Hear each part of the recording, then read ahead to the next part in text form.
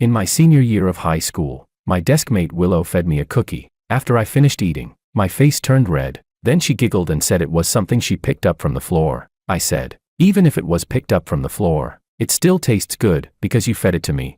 The golden sunset spilled into the classroom, and I saw her face turn red too. That was me who hid it. Willow, the classic rich girl, the kind whose family has so much money it could never be spent in a lifetime. And me, George, well, my family's okay, I guess, thanks to my dad, who clung to her family's influence. We also counted as well off, but compared to the powerful Lou family, we were miles and miles apart. As for me and her, we were childhood friends who constantly quarreled. We couldn't stand each other, yet couldn't help missing one another when apart. Why did we end up as a pair of bickering childhood friends?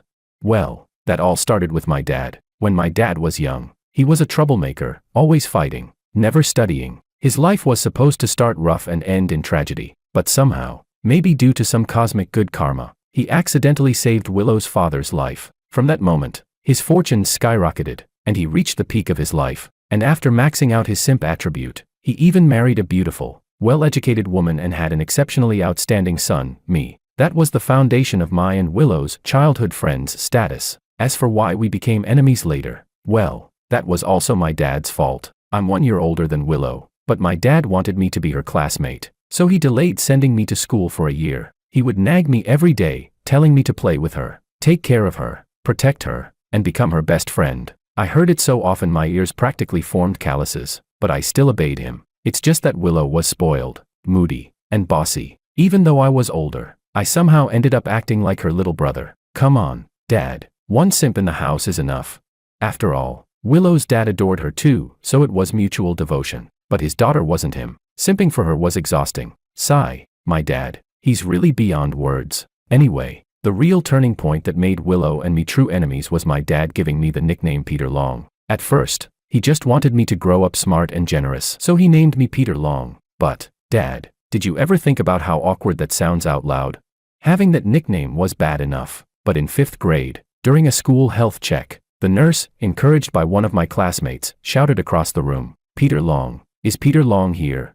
Damn, everyone who heard it blushed. And that's how the nickname Long Peter stuck with me all the way from elementary school to high school. It was around then that I started to get rebellious about what my dad told me. He told me to take care of Willow, so I bullied her every day. He told me to be her good friend, so I made her my sworn enemy. Neither set of parents could do a thing about it, but Willow was a true heiress, raised like a princess, so of course she couldn't stand being put upon. Besides, she had tons of pocket money to spend. A pack of bootlickers around her, desperate for cash, gladly dropped to their knees and became her advisors, whipping up all kinds of awful schemes to get at me. Honestly, I couldn't compete with an opponent who paid to win. Later on I regretted it a little. How could a developing country hope to beat a developed one? But the arrow had already left the bow. There was no backing down. Was I going to throw away my pride? No way. What surprised me, though, was that the more we acted like that, the closer we stuck to each other. Weird, did she actually enjoy fighting with me that much? Then again, at home and everywhere else everyone indulged and spoiled her. Only I would slap her, kick her, roast her, and prank her. What a twisted fate. By the time I was a sophomore, I'd figured it out. A freeloader like me couldn't beat a whale who'd spent for every SSR. The only chance was to pull off a total comeback in academics, a climactic reversal during our school years. After graduation we'd go our separate ways anyway. The sky's the limit, and I wouldn't be afraid of her getting revenge. So I made a bet with her. Whoever did better on the college entrance exam would win. The stake was a $1,000,000 class sports car. I'd just learned to drive then and had a real car itch, and I'd wanted that car for ages. But my stingy dad would never buy it for me, and even if he did, he wouldn't let me drive it. So I set my sights on Willow instead. I also guessed she couldn't, or wouldn't, spend that much. So I made sure her family knew about our wager. Mr. Lou was pretty open-minded and actually supported our bet. So I pretended to be clumsy while secretly grinding away. Every mock exam I would sandbag, keeping my score just a hair lower than hers. That left her both pleased and nervous for 3 years. It also drove my dad up the wall for 3 years. After the official exam results came out, I saw a WeChat moment from Willow, thanks to my teachers for their attentive guidance. Without you there'd be number 648 for me. Heh, I immediately posted my own WeChat moment. What a fool I am. How can I miss a question the teacher went over 10 times? I attached a screenshot of a chat. Me, Teacher Wu. I checked the scores, total 747. Lost 2 points on the essay and 1 point on math. Homeroom teacher, that's a pity. you could have gotten full marks. Me, I filled in the last fill in the blank wrong. Teacher, sigh. That question, we covered it many times. You shouldn't have missed it. Me, I was careless. A line of crying emojis. I silently counted to 30 when I checked Willow's WeChat moment again. Her post was gone. Hey, try to mess with me. I beat you by 99 points. Haha, whatever. She lost anyway, and she lost completely, because I beat her by a whole subject.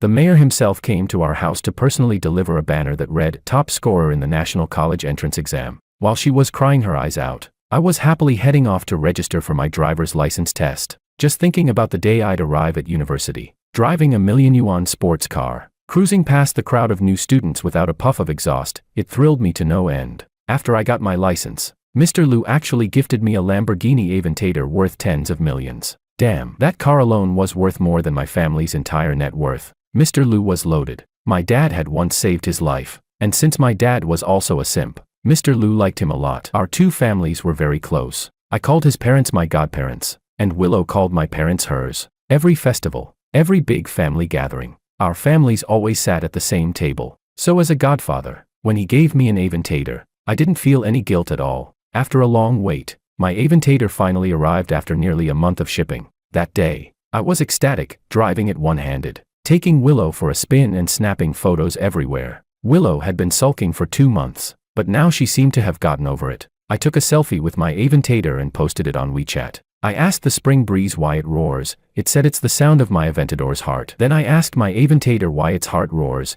It said the campus beauty of Peking University is waiting for me. I looked at my post and smiled brightly. Facing the ocean, I shouted, "If your heart yearns for something, why fear the long and winding road ahead? George, you deserve every bit of beauty this world has to offer."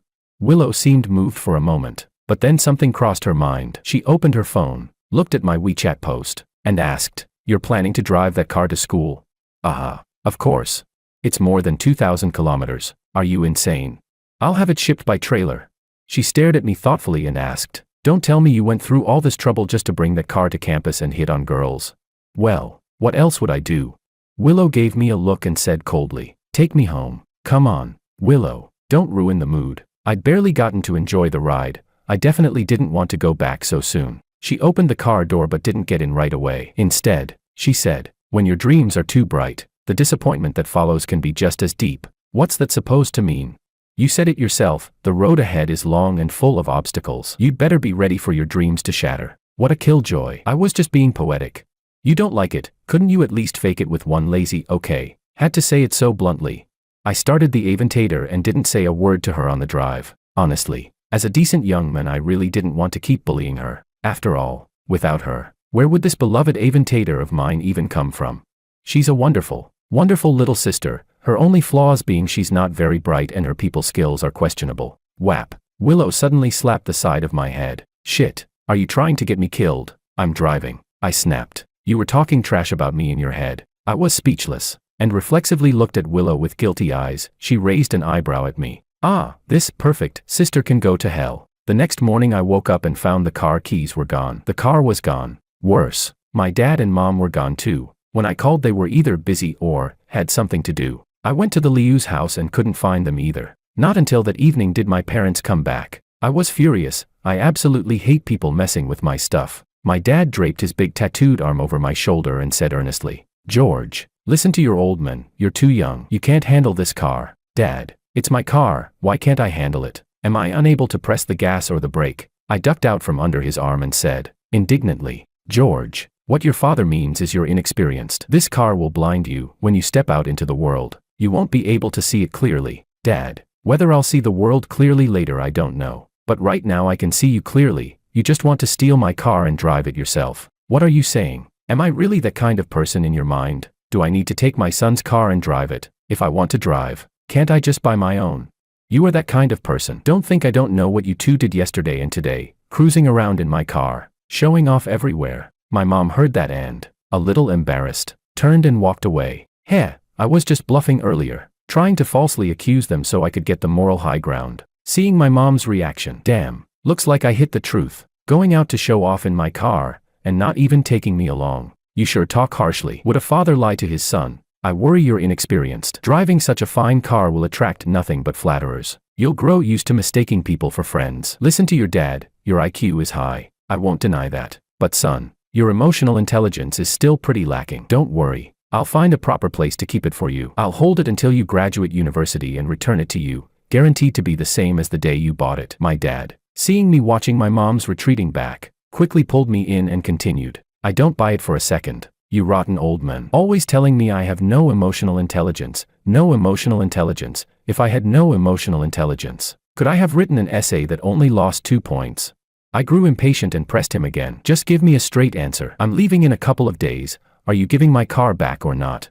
No, absolutely not. The experts said you're too young. You can't handle this car. If you take it to college with no family around, people with bad intentions will flock to you. What if you get robbed or kidnapped? This car is a disaster waiting to happen for someone like you. My dad shook his head firmly. Dad, are you kidding me? Since when does a guy who used to be a street thug start listening to experts? What do you mean? Your father is now the vice president of the Calligraphy Association and a committee member of the Musical Theater Society. I'm a proper man of culture now. Don't bring up the past. A hero's worth isn't defined by his origins. Got it? And besides, Willow brought in a famous education expert from TV. He clearly said boys should be raised tough, so no car for you. Also, Willow will transfer you 1,000 yuan a month for living expenses. If that's not enough, don't come to me, go ask Willow. Damn it. Now I got it. When she said, the road ahead is long and full of obstacles, 2 days ago, she was talking about herself.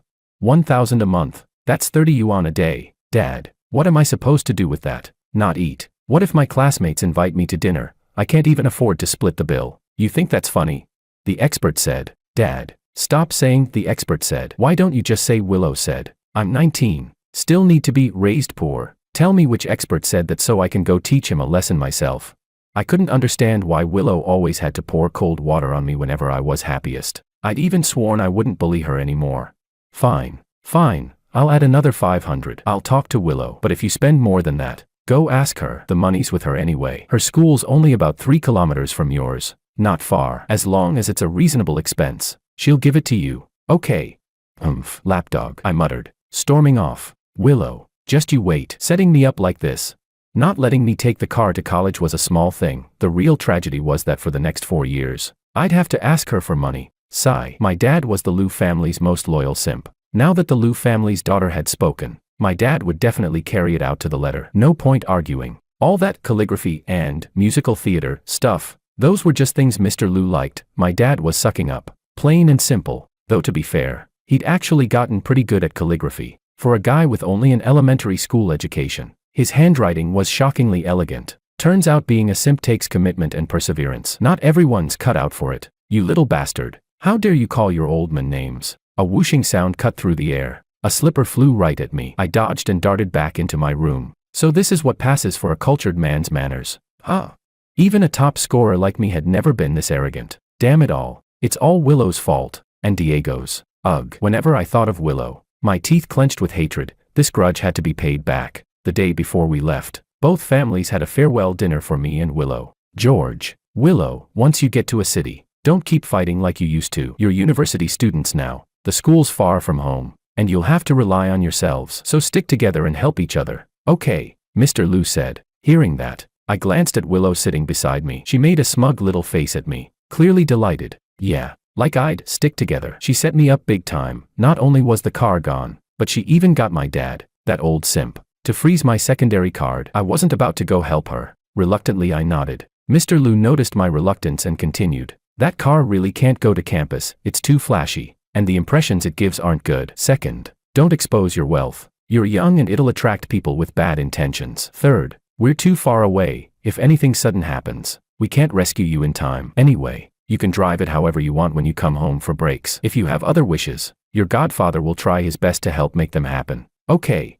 I nodded, but I wasn't going to tell him he shouldn't control my money. Only people like Willow, who can't solve problems by themselves, go looking for outside help. Not me. I can handle this myself. All right. George is really grown up. He understands when his godfather says something. Come on. Stand up. Willow. You too. Perplexed, Willow and I stood. Shake hands and hug. From today on you two are the closest allies. You must be united against the outside world. If you run into trouble, communicate and try to solve it yourselves first. Only if you can't should you call home. Understand? This is also a chance to strengthen your independence. Now, shake hands. then hug. When Mr. Lu saw we still didn't move, he added, "That was just childhood play, memories to laugh about when you're older. Don't cling to it or keep thinking about revenge. After all, siblings fight sometimes, right? Now shake hands." Seeing Mr. Lu was about to come over, I reached out and gripped Willow's hand hard. When we hugged, Willow bit down and pinched the flesh on my lower back so hard I cried. Holy shit, full force. Mr. Lu's mouth twitched and he was about to stop it with Willow, but Mrs. Lu quickly pulled him back down and sat him down. Willow, the best revenge on a man is to marry him, have his children, take control of his finances, and limit his freedom, Mrs. Lu suddenly declared. The room fell silent and everyone looked at me. Godmother, this approach isn't wise. Most women change over time, especially after having children. The initial attitude often shifts. Most women are predisposed to contribute to the family. This tactic could backfire. I just thought of 3 other simple and effective methods you can consider. 1. My ass. Mrs. Lu snapped, annoyed. George, don't you get the point of what I'm saying? I did get it, I said, looking confused at Mrs. Lu. You were all asking me for the simplest and most effective way to take revenge on a man, right? Mrs. Lu blinked, clearly thrown off, then gave an awkward smile and waved her hand. All right, let's just eat. I saw that joke on TikTok, thought it was funny and kind of fitting, so I said it to lighten the mood. Sis, my mom called softly, pointing at her own head and whispering, they'll figure it out eventually. Those two grew up together, childhood sweethearts. Who knows, maybe someday they'll really become something. Impossible. Willow and I said at the same time. She glared at me. Mom, seriously, you're too old for jokes like that. Haven't you heard of the Westermark effect? When 2 kids grow up together from an early age, they usually don't develop romantic attraction as adults. It's because, get lost, you little brat, eat, or get out. Damn it. My dad slammed the table and shouted at me, muttering as he sat back down. How the hell did I end up with a kid like this? Then he turned to Mr. Lu and asked, so, is he smart or not smart? Mr. Lu rubbed his nose, smiled, and said, George isn't like ordinary kids. The things he thinks about are no less complex than what I think about, maybe even more so. His brain automatically filters out irrelevant details and focuses on the core of the problem. Once he enters society and his studies relax, he'll change naturally. Don't worry. I opened my mouth to say something, but before I could, Mr. Lu clapped his hands and cut me off. All right, enough talk. Eat. Oh, and tomorrow you two can go to school on your own. You're old enough now. Being escorted by parents would just look childish. Just like that, he ended the conversation. Then, as if remembering something, he added, and one more thing, no dating. Yes, no dating. If I find out, I'll break his legs. My dad quickly agreed. I couldn't help laughing bitterly. Why were they all looking at me when they said that? With a monthly allowance of only 1,500 yuan, how the hell was I supposed to date anyone anyway? If they wanted to warn someone, they should have been talking to Willow. The next morning, both families took us to the airport early. Willow, you know how George is. Ever since middle school, especially in high school, his emotional intelligence has been dropping year by year. Be patient with him. Don't bully him too much. You two need to stick together out there and watch each other's backs. Mrs. Lu told Willow. She bullies me. I couldn't stand it. Before Willow could reply, I said, Godmother, if my emotional intelligence were that low, could I have written an essay that only lost 2 points on the college entrance exam? My dad smacked me on the head and pointed toward security. Move. Willow laughed so hard she nearly fell over. After I said my gloomy goodbyes to my parents, Willow and I passed security and went to the departure lounge. The lounge wasn't crowded, only about 10 people or so. I checked the time and, feeling stuffed with grievances, turned to Willow beside me and said, let's talk. I felt I'd been wrong too many times these past few days. I had to regain face from her.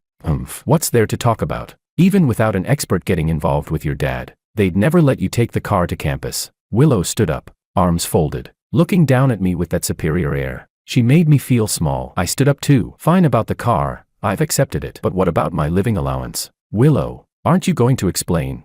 Explain what? 1,500 is basic living money. If you don't have enough, come ask me for it, she said. Come ask you for money? Do you think you'd hand it over happily? Willow, people don't know you like I do. You've got a vicious streak for revenge. I just did a little better than you, beat you by 99 points. Did you really need to have my allowance frozen? How am I supposed to live in the capital on 1,500 a month? You did well, good for our family. Why would I take revenge? If you think your allowance isn't enough, then be my little brother. I'll guarantee your future will deserve all the best this world offers. Willow said, all haughtiness and smugness, like some merciless capitalist. Yeah, right. I knew it. When your mom said the best revenge on a man was control over his finances, she meant me. Ha. Control my money and my freedom. On what grounds? Are you pregnant with my kids? Or did you marry me? Willow, keep dreaming. I sneered. Willow kicked at me. I'd seen it coming, despite my oath not to bully her anymore. Too bad. She didn't deserve my kindness. I grabbed her foot, yanked off her shoe, and kicked it far across the floor. George, are you trying to die? She shouted, lifting her other foot to kick at me. She had a great figure and long legs. Even hopping on one foot she looked graceful. I was already tired of looking. Then she threatened, you better go pick up my shoe right now, or I'll call your dad and dock $500 from your allowance. I stared at her, feeling utterly lifeless, and after a long breath, surrendered to impulse. So I obediently went to fetch the shoe. When I returned it, she propped her foot against my chest. I dutifully helped her put the shoe back on. No sooner had I fastened it than she grabbed my jacket and began delivering a series of kicks to my butt. I locked an arm around her neck and tripped her backward with a leg sweep. I'd had enough. Was I supposed to keep being the one to bully her? The fight immediately escalated. She'd trained in dance and was very flexible. Years of tussling with me had made her a battle-tested scrapper. She arched her body, flipped onto me, and pinned me down. One arm locked around my throat while the other hand punched me hard. I wasn't helpless. I'd trained too, and in proper martial arts. I wasn't going to lie there and take it. We rolled on the floor and started fighting. No holds barred. More and more people gathered to watch. The commotion grew loud enough that the police showed up quickly. So annoying. We were taken by several police officers to have tea. In the duty room, I said we were a couple, university freshmen who just had a quarrel, then showed them our admission letters and other documents. We were questioned separately, but I wasn't worried at all that my lie would be exposed. Willow would definitely tell the same story as I did. After all, that's the kind of tacit understanding childhood sweethearts have, but that's all it is. Finally, they called us both in and began lecturing us earnestly. Of course, most of the lecture was aimed at me, because I'm the guy. I was already damn used to it. You see, you're a student from a top 985 university. Fighting with your girlfriend in public doesn't look good at all. According to the public security regulations, you could be detained for 5 days and end up with a record. What will you do when you look for a job later? When couples have issues, you should sit down and talk. You're both elite students. Do you really think fighting is the only way to solve a problem? The officer took a sip of water and continued. Young man, it's really low class to hit a woman, especially your own girlfriend. And your girlfriend's so pretty. Couldn't you just let her win? Look, you even slapped her. Such a beautiful face. And now it's all red. Aren't you afraid she'll leave you? Hearing that, I immediately wiped the corner of my mouth, guiding the officer's gaze to my own face. Hers was red, sure, but mine was swollen. The officer's mouth twitched when he saw me, and finally decided to call both our parents. Afraid we might start fighting again after leaving, I hurriedly held Willow in my arms, gently apologizing to her. She instantly acted like a delicate little bird, leaning against me, and together we staged a dramatic "Love Conquers All" scene right there. The officer shook his head and let us go. On the way out, Willow hooked her arm through mine and whispered in my ear, "Be my lackey. Base pay 2,000 yuan. Bonuses if you do well. Think about it. Ha! Armies can be defeated, but a man's will cannot be taken." I, George, would never drink from a thief's spring, I said with heroic righteousness. Be her lackey? Impossible. I was the top scorer in the National College entrance exam, not some shameless pushover. Well, your Willow sis, am not heartless. If you change your mind, you can contact me anytime. I do hope you can keep up that pride, she said, as if she could see right through me. When we arrived in City A, Willow suggested we first get a hotel room to drop off our luggage, grab lunch, buy whatever we needed in the afternoon, and report to the university tomorrow. I thought it was a great idea, but Willow refused to pay for my room, even though she was staying in a 5-star hotel. Sorry, but with my 1,500 yuan a month, I couldn't afford that. No way. In the end, she said it had been years since we last slept in the same bed, and she wanted to relive the old days. So she asked me to share a room with her. I reluctantly agreed, as long as I didn't have to pay. Anything was fine. What I didn't expect was that when she booked the room, she only got one big bed. I asked her why she booked a single bed. How were the two of us supposed to sleep like that?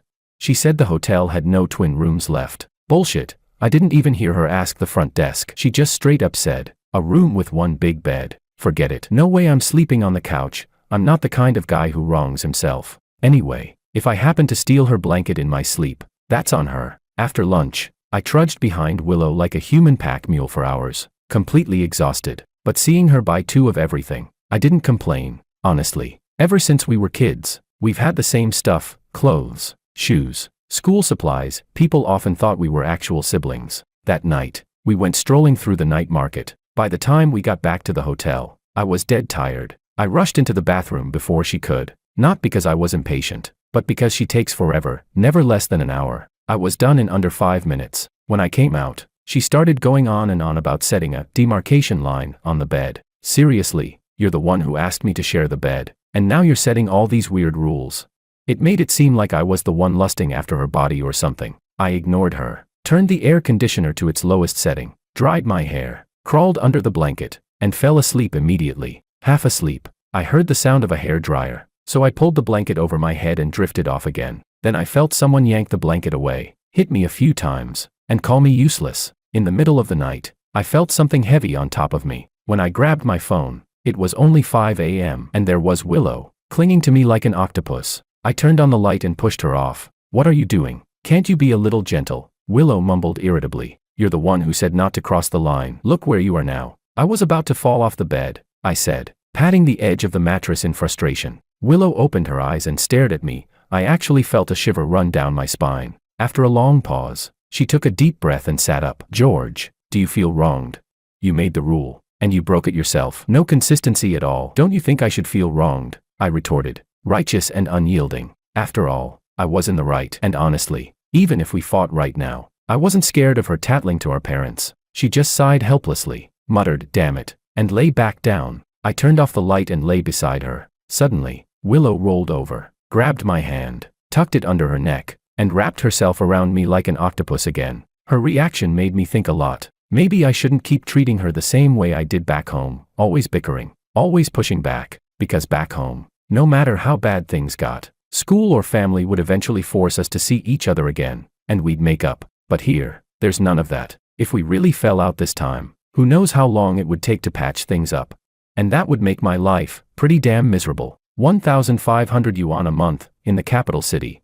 Forget chasing girls, just surviving would be hard enough. Of course, there's no way I'd actually be her lackey, that'd be way too humiliating. But freeloading meals, drinks, and fun, that's another story. Our universities aren't even far apart, just one bus stop away for 1 yuan. That means I could save my 1,500. And if I manage to keep her happy, maybe she'll even give me some pocket money. That's way better for my pride than being her servant outright. Yeah, this rich baby, this golden sponsor, I had to keep her in a good mood. Sigh, I've truly become like my father. Who would have thought that the first thing I'd do in college would be figuring out how to please a sugar mommy? Pathetic. Really, this time, I didn't push her off. I just slept peacefully. The next morning, I left my things at the hotel, carried hers, and went with her to register at her university. Willow really was beautiful. I used to think the guys around her only liked her because of her family money, just a bunch of simps helping her go against me. But now, I didn't think that anymore. How did I realize it?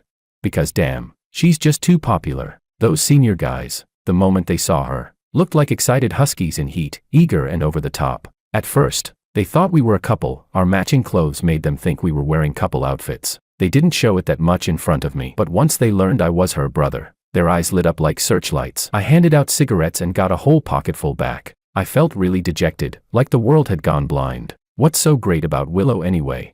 Sure, she's got a nice figure, good looks, that capitalist family background, and decent grades, but beyond that, she's a total disaster, always tattling, loves violence, and has a dark, sneaky side, not girly at all. The guys around grabbed all her luggage from me before I knew it. Soon I was pushed out of the crowd completely. When we reached the dorm building, I didn't go upstairs. She didn't need me anymore. Without saying goodbye, I went back to the hotel, grabbed my own stuff, and headed to my university. I felt like a stray dog nobody cared about. Along the way, I imagined that once I got there, I'd get the same attention Willow did. After all, I wasn't bad looking, and I was the top scorer in the national college entrance exam. Unfortunately, reality had other plans. Turns out, the girls at Peking University were way too conservative, and maybe it was my fault too, for not bringing my aventator with me. No, actually, it was all Willow's fault and Diego's. Willow texted me, complaining that I left without saying goodbye,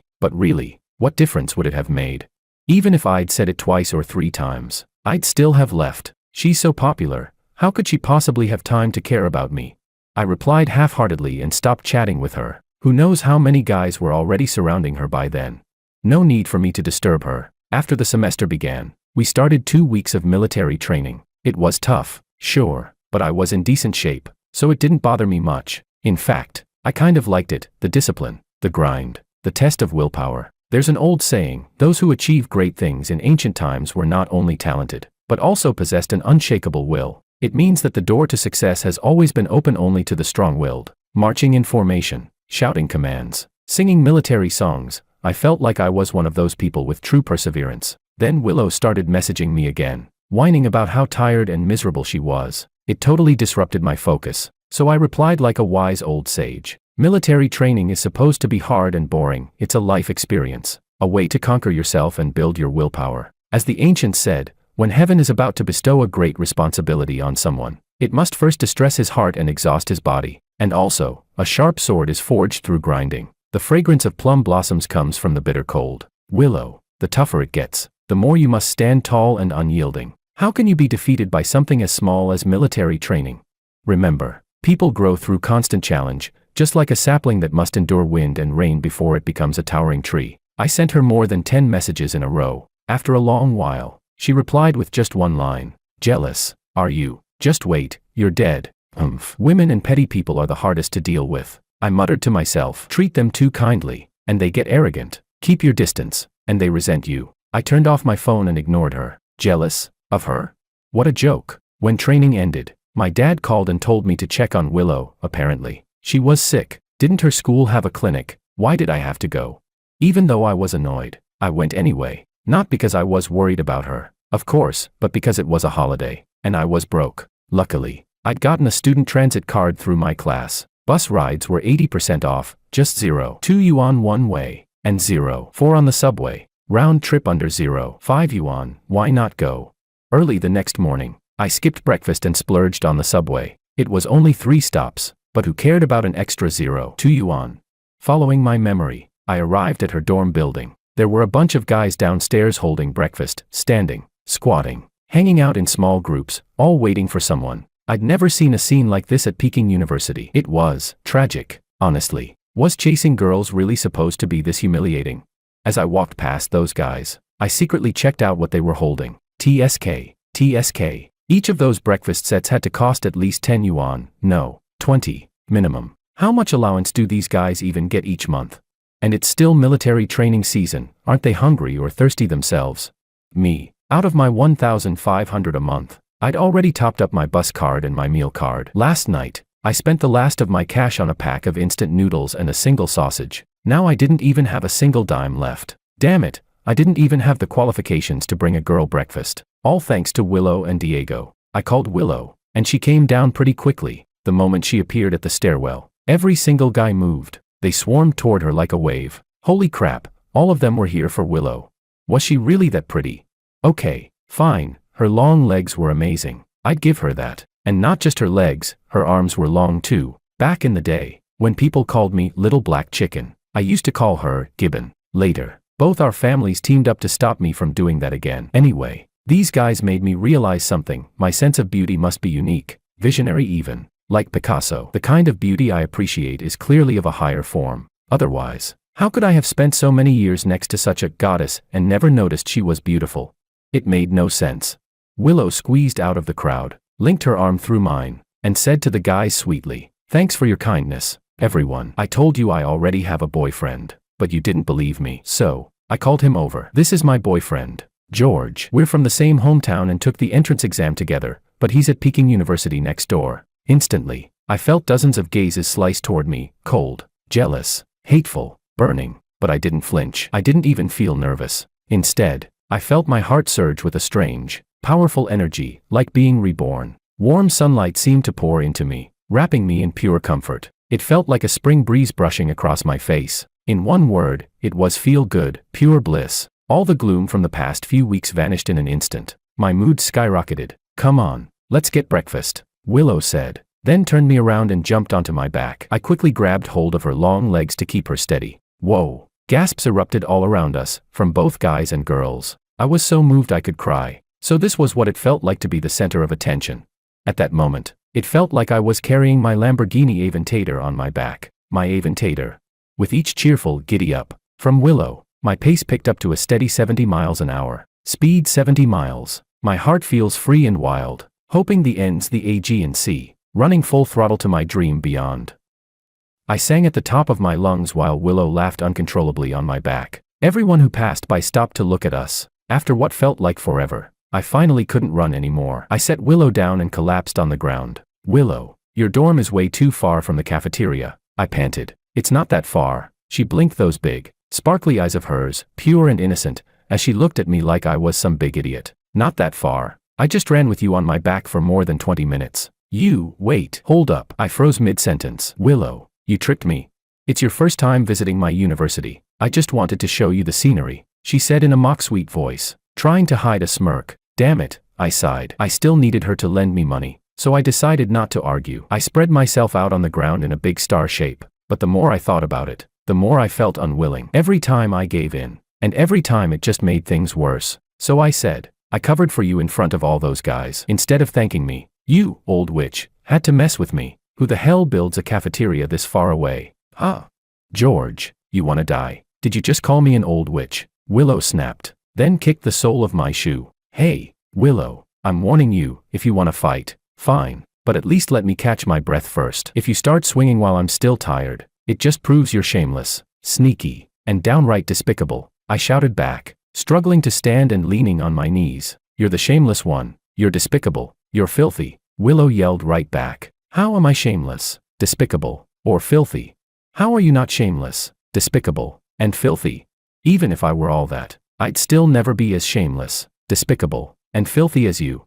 Willow's temper flared. She threw a flying kick at me. I wasn't about to back down, so I kicked back. Soon we were trading kicks like a pair of martial artists in a bad comedy sketch. People started gathering around, staring at us in disbelief. Just minutes ago, we'd been the picture of a romantic campus couple, a living love story in motion, and now we were brawling like gladiators by the artificial lake, the lovers' hotspot. Out of the corner of my eye, I saw people filming and gossiping. Instantly, we both froze. Without a word, we slung our arms over each other's shoulders like best buddies and walked off casually toward the cafeteria. We ate breakfast as fast as humanly possible, then bolted out of the campus hand in hand. Those stairs, I can still feel them stabbing into my back. Some people even recognized me as the brother who dropped Willow off on move-in day. And apparently, the rumor of our fight by the lake was already making the rounds. Great, just great. Now everyone was questioning whether our relationship was actually real. And the people asking for my WeChat, calling me handsome. Yeah, they were all guys. Damn it. Once we got outside the gates, Willow asked, so, where are we going to play? I immediately sensed my chance and sighed heavily. Not really in the mood. I think I'll head back and play basketball. Let's go shopping. I wanna play basketball. Then let's walk around Hohai. No thanks. I'm heading back to play basketball. You really have to play basketball? What's the point of going out? Too many people. Everything's overpriced. And you have to spend money everywhere. You're broke, aren't you? I'll give you 1,000 yuan. Spend the day with me. Deal. Princess Willow, this way, please. I immediately wheeled her around and guided her toward the bus stop. You did that on purpose, didn't you? She said, narrowing her eyes suspiciously. On purpose? What do you mean, on purpose? I literally have zero cash. If I don't go back to play basketball, where else can I go? I raised my voice slightly on purpose at the words zero cash, just to make sure she heard it loud and clear. Willow shot me a look full of disdain. What? I'm broke, so what? Is that a crime now? But she didn't press it. Instead, she dragged me out for a full day of wild fun, all on her royal tab. Of course, honestly, my family's situation could easily support this kind of spending too, but somehow, that day ended with us staying in another 5-star hotel. Damn it, this was all Willow's fault. George, I even bought matching couple pajamas, and I posted on WeChat. They should believe we're really dating now. Right, Willow said, lying on her stomach editing photos on her phone. Why do you even care that much? Just keep saying you've got a boyfriend. End of story, I said, leaning against the headboard, focused on my game. Then, why don't we just really date? Jesus, you're so damn stupid. You already announced it on WeChat and admitted it in front of everyone. If they didn't believe you before, even if we really were dating, they still wouldn't believe it. She went quiet for a long moment. When I looked up, she was staring at me. What are you looking at? Whatever you want to say, just say it. I'll play along. Okay, what more do you want? But our parents saw my WeChat post, she said, her voice rising. Let me see what you even posted. I exited my game and opened her WeChat feed. You're an idiot, you know that. You posted a hotel room photo. It looks more authentic that way. Well, yeah. I guess it does, I said, shrugging, then went right back to my game. But now they think we shared a room. She protested. If they want to misunderstand, that's their problem, not ours. My conscience is clear. Heaven and earth can testify. Willow's expression hardened instantly. Damn you, George. How did I end up with such a moron like you? You're the moron. I shot back, lowering my phone, ready to defend myself in case she lashed out. Idiot, she muttered, glaring before turning back to her photo editing. Crisis averted, I resumed gaming. Then suddenly she asked, "Hey, you've been in school this long. Hasn't any girl fallen for you yet?" Nope, I didn't even look up. No one's ever hit on you. Well, there was one. She was actually pretty cute. What did she say? She asked if I had a girlfriend. Damn, I was so excited for a second, I said, putting my phone down and getting animated. A girl actually asked if I was single. I thought, this is it. My moment has come. And then I wanted to be sure. So I asked if she had a boyfriend. She said no. That's when I knew for sure it was on. You know what I mean? It's a win-win. She's even making the first move. I'd save a ton of money dating her. So why didn't anything happen? I asked her what kind of guy she liked. She said she liked guys like me. Damn it. I don't have a brother or a twin. Where was I supposed to find another me for her? But I didn't want to hurt her feelings. So I just told her I'd keep an eye out if I met one. Then walked away. Willow just stared at me, speechless. What? Why do you keep staring at me like that? I frowned. That was the second time she'd given me that weird, intense look. You're sure you're not joking? She asked cautiously. What would I joke about? The girl's emotional intelligence was way too low. I wasn't about to deal with that nonsense. I shook my head and went back to my game. Willow suddenly burst out laughing, loud, uncontrollable laughter. Ha ha ha. Holy crap, you idiot. You're seriously calling her the one with low emotional intelligence? Oh my god. I can't. I'm gonna die laughing. I'm gonna die laughing. I turned my back to her and kept playing my game. Psycho. George, if you hadn't met me, your whole Wong family line would have died out. I swear. I'd even take your last name. I turned my head. Rule number 1, you don't drag parents or ancestors into insults. And no cursing people either. That's basic decency. Fine. Rules. Just turn back around and keep playing your dumb game. I don't want to talk to you anymore. I can feel my IQ dropping already. I scored 99 points higher than you on the national exam. Top scorer in the whole country. Peking University practically begged me to enroll. So tell me again, whose IQ is low? Okay, it's me. You win. Wong the great scholar. You're amazing. I bow to your genius. Please, go on and play your stupid game. It's not a stupid game. I wrote this game myself. You actually need brains to play it. Willow let out a long, dramatic sigh. I really don't know what kind of life I'll have if I end up stuck with an idiot like you. Exactly like this, I replied casually, then suddenly remembered she still hadn't paid me the 1,000 yuan she promised. Hey, by the way, you still owe me that 1,000. You go shower first. I'll transfer it when you're done. At the mention of money, I got up instantly and headed for the bathroom. As I closed the door, I vaguely heard her murmur, this isn't so bad. Guess you lucked out, George. I showered fast, 3 minutes flat. The thought of collecting money really does boost efficiency. When I came out, she was holding my phone. Where's my money? I stretched my hand out. Who even carries cash these days? I transferred it, she said, rolling her eyes. I snatched the phone, checked it, and yep, the money was there. Satisfied, I flopped back onto the bed and resumed my game. You know, George, Willow said softly, you're actually pretty popular with the girls at your school. Popular? My ass. I've seen a bunch of them chatting with you online. Yeah, just meaningless small talk. I don't even bother replying most of the time. Heh. You're the kind of guy who weirdly makes people feel secure, Willow said with a teasing tone. But, my mom's right. Someone who makes people feel secure doesn't mean others will stay calm. Especially a clueless fool like you, coming here all proud with some half-baked plan to flirt with rich girls. Guys like you are easy to read, easy to handle, and once you get hooked, you're done for. My mom told me to make a move early, but what kind of move was she even talking about? She never explained clearly. She turned onto her back, staring up at the ceiling, mumbling as if to herself. I glanced at her, then went right back to gaming. Seems like my godmother really misunderstood me. I'd have to clear that up during break. George, Willow suddenly said, her tone shifting into something playful. I've decided, I'm throwing caution to the wind tonight. You really lucked out, you stupid marmot. She lay on her side, resting her head on her hand, and gave me a slow wink. I just looked at her blankly, like she was the one who'd lost her mind. Damn it, George, I literally just said something like that, and you're still looking at me like that. Do you not get what I'm saying at all? What is your mom's deal? Anyway, I said calmly, does she really think we're together, or is she trying to make us actually get together? That seemed to catch her off guard. She perked right up. Oh, so the lights are finally on up there. Yeah, But that's not possible, I said matter-of-factly. If we really got together, wouldn't that be incest?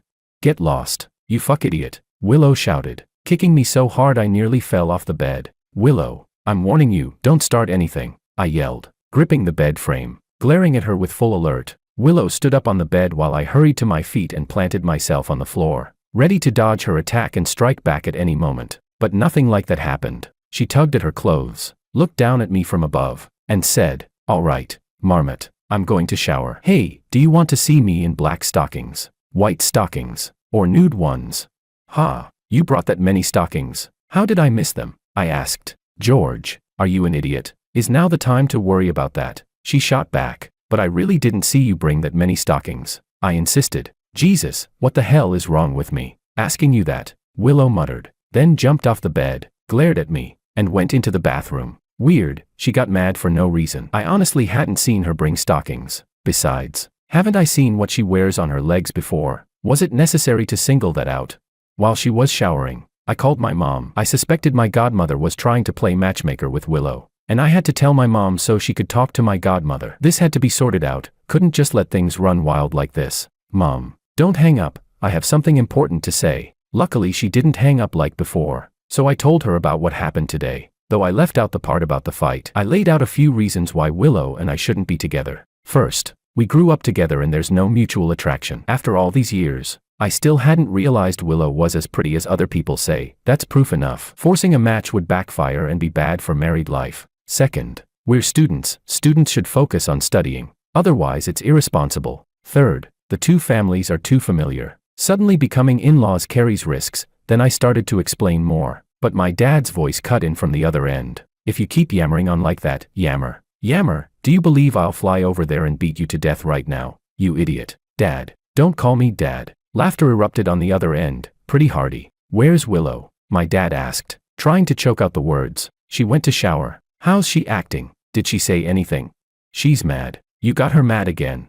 "No." "She asked whether I wanted to see her in black stockings, white stockings, or nude ones, but I..." Stop.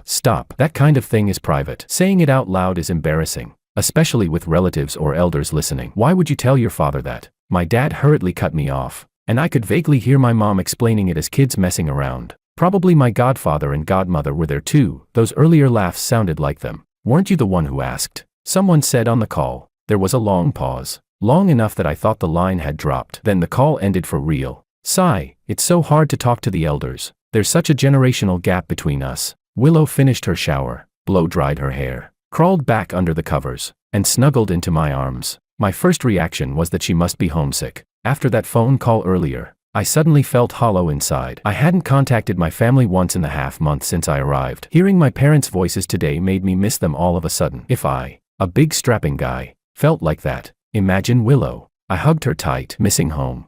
Ah, it's okay, hold on to me. If you need to cry, cry.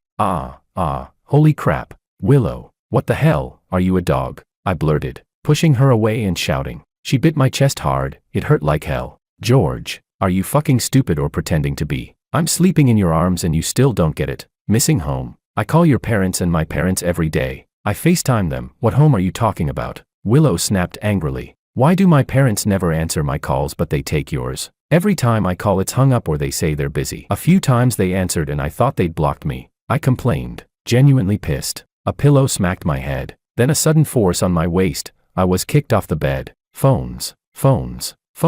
Who said this was about phone calls? From today on, I'm going to study properly at school. I'll send your allowance on time. Don't call me anymore. I won't call you. Just be a lifelong single dog. I'm done with you. She pulled the covers over and turned to sleep on the other side. I thought, was it necessary to blow up like that? If she doesn't miss home, fine. I don't blame her. But why do my parents always ignore my calls? And why did they pick up so fast today? When something is off, there's usually a reason. It was late. Anyway, sleep first. Think later. That night we slept on opposite sides of the bed, not bothering each other. After that, we didn't contact each other for nearly a month. I called her and she didn't pick up. She told me not to call. That was just anger talk. I'm not that kind of guy. Of course I called, but when she didn't answer, I worried I'd show up at her school and she wouldn't be there. A wasted trip. My time isn't that abundant. I'd been with the professors a lot lately because one had taken an interest in me, so I hadn't gone to look for her. Then one night, around 9, I unexpectedly got a call from her. "George, come save me, someone's harassing me at the Rose Bar." I ran like crazy. She wasn't far, at most 2 kilometers. I sprinted from my dorm and got there in under 5 minutes.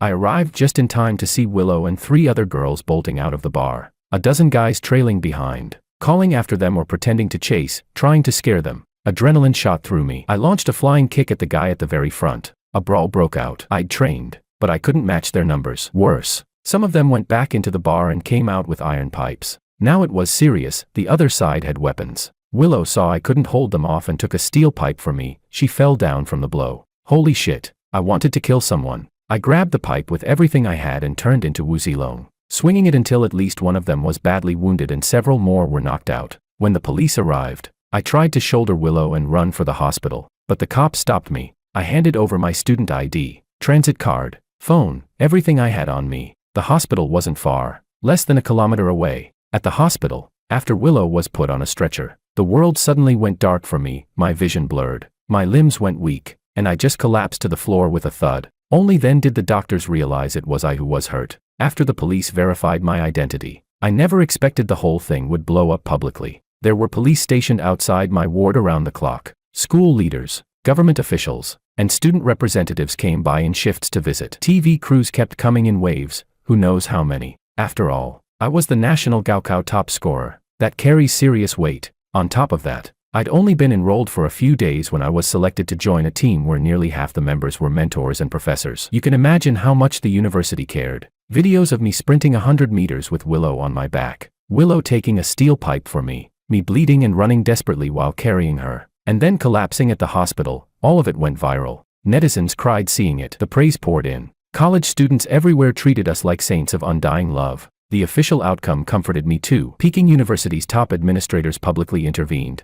I received no punishment for fighting back. Instead, I was awarded several tens of thousands in compensation. And those attackers, the lightest sentence was 6 months detention. When Willow woke up, she cried her eyes out at my bedside. After we were discharged, Willow started coming to my campus a lot. Our relationship grew even closer. One night we strolled through Yenyuan, Peking University's most well-preserved classical garden, a former imperial grant with a heavy historical atmosphere. We both liked coming there. She linked her arm through mine and whispered, "The moonlight is so beautiful tonight." I frowned. The sky looked clouded. I could see no moon. Was this some kind of riddle? What riddle? I searched my memory but found no answer. Willow wouldn't say something like that for no reason. I slipped my hand out of hers and called my project partner to tell him what had happened. Soon the rest of our team arrived, more than 10 people. Willow was stunned. She recognized most of them. Among them was a full professor from Peking University, several mentors, and even 2 master's supervisors. She could never have summoned a lineup like this at Renda. But with one phone call from me,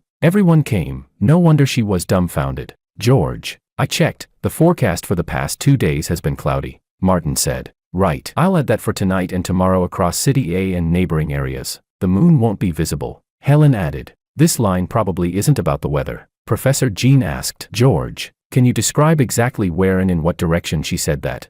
So I told them the position and bearing from which Willow had spoken those words. Professor Jean immediately raised a hand to stop everyone. "Willow, don't give away the answer. Trust us, I'll solve this riddle." Willow watched us photograph the scene, measure bearings, record wind speed, and prepare to go to the lab. Then she couldn't hold back. She shouted, "The moonlight is so beautiful tonight," is an internet meme. It comes from the famous Japanese writer Natsume Soseki's translated line. If someone says, "The moonlight is so beautiful tonight," to you, it means they like you. If you feel the same, you can reply, "The wind is so gentle," to indicate you like them back. After she said it, she kept bowing and apologizing. "Sorry, I just wanted to play romantic with George." "Sorry, really, I'm sorry." Everyone stood there stunned. "Ah, it has nothing to do with math or physics," someone said. "Willow, are you a humanities student?" the mentor asked. Willow nervously nodded, then shook her head. "I study finance." "Finance is good. Renda's finance program is very strong and produces lots of talent. It opens many career paths." "It's late. Let's head back," Professor Jean said.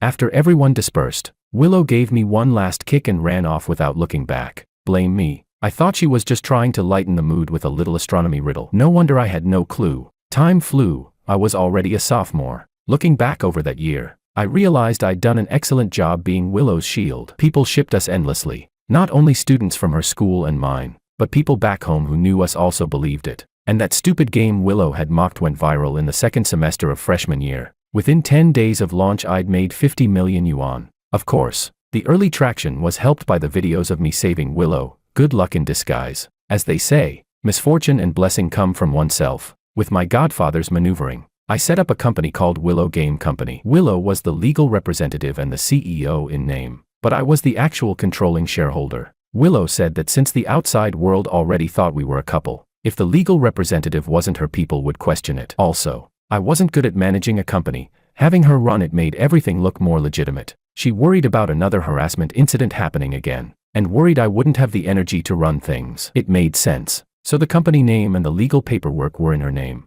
Before the heat died down, I released several more small games I'd written. They also blew up. The company's valuation surpassed 20 billion yuan. Dad said my net worth had become several times that of my godfather. It was utterly unexpected. I really just wrote a game because the market's casual games were idiotic and boring. I wanted something fun. Didn't expect it to go viral. In the hotel, Willow played my game and exclaimed, "Damn, my dad was right. The world of geniuses like you is something we mere mortals will never understand. George, you're insane, absolutely insane. Every move you make is a royal flush." Then she looked up and pouted. "Please forgive me for always treating you like a dumb marmot." "Okay, Anne, fine. This isn't a stupid game." I rolled my eyes. Willow's emotional intelligence really wasn't high. Then her face changed instantly. She glared at me. "Stop bad-mouthing me in your head. You hear me?" Holy crap. I immediately looked down at my phone, pretending to focus. "Did you really just make this game out of boredom?" she asked again. "You've seen it yourself," I replied. "Every time we stay at a hotel, I play around with the game a bit. If something feels off, I tweak the code." We often rented rooms at this 5-star hotel on weekends, not because of romance, but to make others believe we were a real couple. "You coded it on your phone?" "Not entirely, but mostly. It's simple stuff. Want me to teach you?" No thanks. "When did you even learn to make games?" "After the college entrance exams. That time I was waiting for my aventator. I was bored, so I found an online tutorial and just started experimenting." "You're insane," she said, half admiring, half annoyed. "No wonder whenever you're with me, you're glued to your phone. I thought you were just addicted to games, didn't realize you were making one." "George, I'll never call you a marmot again." Suddenly Willow frowned, pressing her temples. "Wait, no, something's off." She looked at me. "Damn it, George, do you find it boring to be with me?" "No, of course not. It's just I have games to play, you know." "Ugh, stupid marmot and your stupid game," she snapped, turned off the app, and dove under the blanket. She didn't fight with me anymore these days. At most, when she was really angry, she'd kick me twice. Honestly, I admired her. Ever since she entered college, she'd been dazzling everywhere she went. Sigh, same species, different fate. Why wasn't I as charming or likable as her? I looked at my reflection in the mirror, sinking into self-doubt. By now, I was one of the most famous people on campus, student council president, National Student Union chairman, impressive titles. But still, not a single girl had confessed to me, not one love letter. Sure, on paper I had a girlfriend, but if anyone truly liked me, wouldn't they still take a chance? It's not like I'm married. "George, what are you planning to do in the future?" Willow suddenly poked her head out from under the blanket. "I want to use these university years to make something big happen," I said seriously after thinking for a while. "Ugh, get lost." She pulled the blanket back over her head.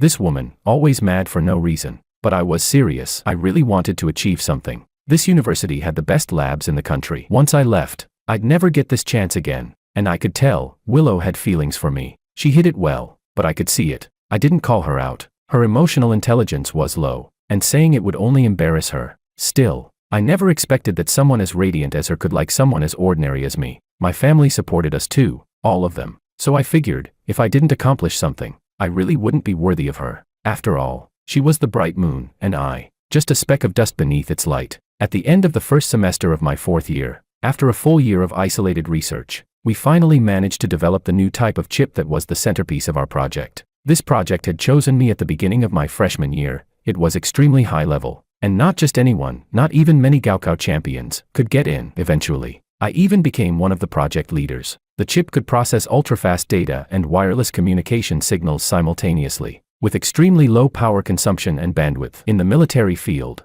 it represented a major breakthrough in radio signal decoding, radar target tracking, and high-speed digital data processing. We also developed another complementary chip for high-speed, high-precision, wide dynamic range visual information acquisition, which marked a new leap for computer vision and artificial intelligence. Combined, These two chips advanced our military systems by at least a generation. While in the civil sphere they brought more efficient and accessible services, my team and I became famous both at home and abroad. And me, to top it all off, before even graduating, I was already receiving invitations to visit well-known tech companies, both national and international. Something truly outstanding. The day I was finally allowed to leave isolation, Willow arrived early at the university to wait for me. After more than a year without seeing her, my heart skipped a beat when we met again. She had changed so much, I couldn't quite put it into words. But she now seemed like a fully grown woman. Her face was so delicate that it left me stunned. It was at that moment I truly realized how beautiful Willow was. For more than a year, I had been locked away. Not only had I not seen her, I hadn't even been able to see my own parents. All external communication was through a landline. Our project was top secret. And during the critical phase we didn't leave the lab to avoid leaks. Armed guards were stationed 24/7. Even the university president needed signed authorization to enter. She looked at me in astonishment. I regained my composure and said, "It's been a long time." Suddenly, she started crying for no apparent reason. The scene made me feel as if I had just been released from prison. She threw herself into my arms and hugged me. I felt a bit disoriented. We had hugged many times before, but this time something inside me stirred. She cried until her throat went raw, and in a slip as she hugged me, she lost her balance and fell to the ground. When she looked up, her expression turned pitiful. Then, lowering her gaze, her face twisted with anger. "Damn it, George, are your hands in your pockets?" she scolded, wiping away her tears. "Ah." I hurriedly pulled my hand out. "And why'd you take it out? Aren't you cold?" she teased sarcastically. "A little," I said, putting my hand back in my pocket. "What are you doing, you silly marmot?" Putting it back again. The look in her eyes told me she was ready to kill me. I immediately pulled my hand out again. "Don't you see I'm still on the ground?" I bent down to help her up. "If you wanted me to help you, just say so." Going around in circles like that only leaves everyone confused. After more than a year, at first I thought she might have changed, but in the end she hadn't. Having little emotional intelligence is one thing, but on top of that she never says what she really means. Who has the patience to keep guessing all the time? How do they put it on the internet? She goes crazy. I helped her to her feet and the moment I touched her she kicked me and jabbed a finger at me. "You're criticizing me again on the inside, aren't you? God damn it, where am I failing?" Then she grabbed my collar and looked me over. "How long has it been since you showered?" "Not long, not long. You smell from the inside out, and the collar of your jacket is filthy." "Not long. Your hair's a mess. You don't even shave." "How is that not long? Are the others like this too?" "More or less. We didn't go out. The lab's air conditioning runs 24/7. I don't feel like we sweat much, so I don't bother fixing myself up." "My God," Willow said, grabbing me and pulling me along. "In the parking lot I saw my aventator. My aventator."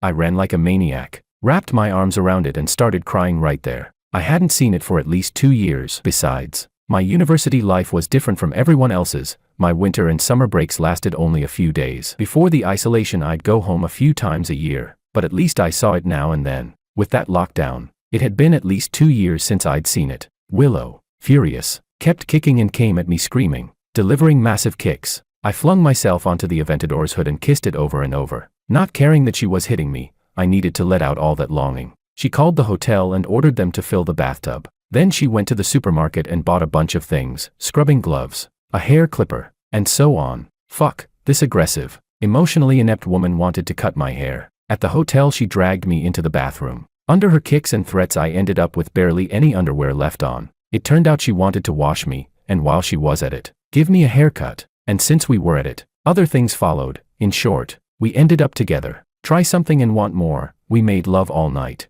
But I still had energy left. "Why do you have those kinds of videos on your phone?" I asked, propped up on the bed, curious. Willow buried her head in the blanket. I pulled the sheet aside to keep asking. I was honestly dying to know how a girl could have those kinds of videos. Willow flew into a rage. "Are you sick? Do you seriously ask that? Don't you know why I have them?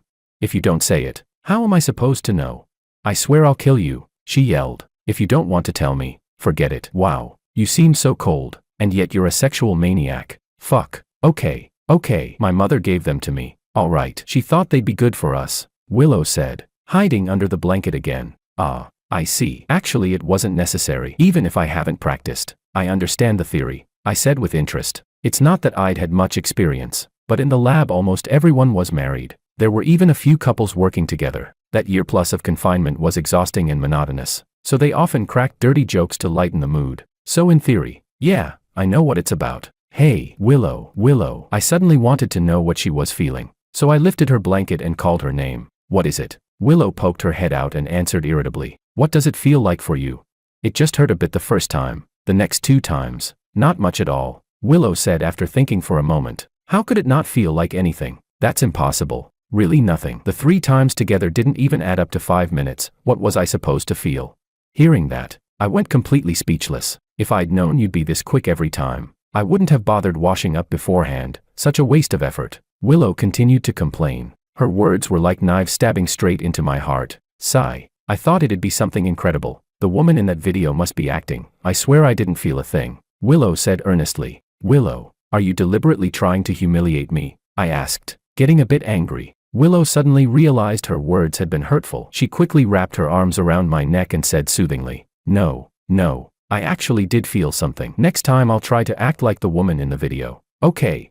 Damn it. And you say you're not deliberately humiliating me? I ducked out of her embrace. Hey, aren't you being unreasonable? This was my first time too. I've got no experience. I don't even know what kind of words are right to say, or how I'm supposed to act. Anyway, I promise you, next time, whether I feel something or not, I'll make sure to act just like that woman in the video. Happy now? I don't want that. I want you to express your real, heartfelt feelings, but I didn't feel anything. Damn it. Willow, are you trying to drive me insane? George, I honestly don't get you. I didn't feel anything, and you're still asking me to express my heartfelt feelings. But if I didn't feel anything, how am I supposed to express it? I said I'd copy the woman from the video, but you won't let me. So what do you want me to do? I buried my head in the pillow, wanting to cry but having no tears left, and she was still lying on my back, hugging me and saying things that trampled a man's pride into the ground, then acted like I was being dramatic about it. My family always said I lacked emotional intelligence, but honestly, the one with the least emotional intelligence is Willow. When it was time to check out of the hotel, the 4 parents came to pick us up. The moment they entered, all 4 parents looked straight at Willow. Her face instantly flushed red to the base of her neck, but she still gave a subtle nod. Damn, someone as tough as her could actually get shy. Then they finally turned their eyes to me, full of concern and praise, and the whole scene turned into quite a lively affair. After lunch, they took me to my company. Holy shit, the whole building was my gaming company. Was I really that awesome? My godfather asked the tech department to bring over a game currently in development for me to see. After watching the demo, my dad said, this game feels okay at first, but after that there's really no feeling at all. The skins have no feeling. The skill effects have no feeling either. Hearing that, I almost dropped the tablet right onto the table. Yeah, I tried it out myself, didn't feel much either. My godfather chimed in. Well, I think it's okay. There's some feeling, just a little, but I don't know much about games, so I won't comment further. My godmother added, what do you mean no feeling? The people from the tech department are right here. You just keep saying no feeling. No feeling. Don't you know that starlight never fails those who keep walking, and time never disappoints the devoted? Do you realize how hard they've worked day and night developing this game? I interrupted angrily. That endless repetition of the words no feeling really hit my sore spot. Everyone stared at me, stunned. I swiped a few times on the tablet and said again, how is there no feeling? Where's the lack of feeling? I think it's great, it feels amazing to me.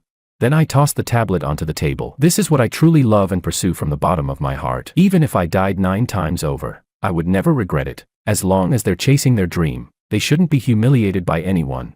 The people in the tech department quickly spoke up, saying it was just normal work discussion, and they didn't feel humiliated. Willow suddenly burst into loud laughter. I stormed off, furious. A long while later, they found me in the break room. Seeing them trying to suppress their laughter made me feel mortified.